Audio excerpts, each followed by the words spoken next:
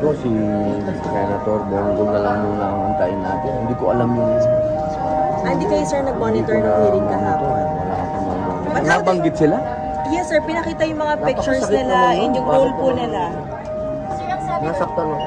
Nonoorin ko muna. Mahirap magkomento nang hindi ko napanood. So ngayon, medyo para sa akin, inihiring tayo sa ibang bansa. My goodness.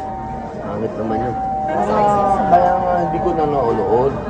Kasi masakit para sa akin na tayo, mga Pilipino, tinatrial sa ibang bansa.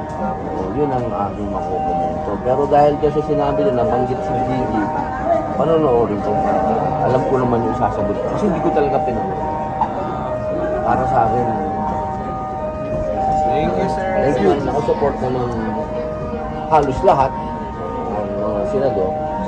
Including majority, some members from the majority, sir.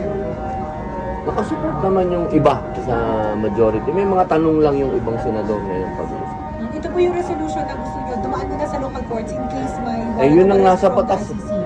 Yun naman ang batas. Kung gusto natin masunod yun. Pati sa Rome Statute, yun din ang sinasabi. Kailangan dumaan sa court. Are you confident, sir, na lulusot siya, itong reso na to? Sana. Huwag naman natin ipagkanulo yung mga kasama natin. Mga Pilipino tayo lahat.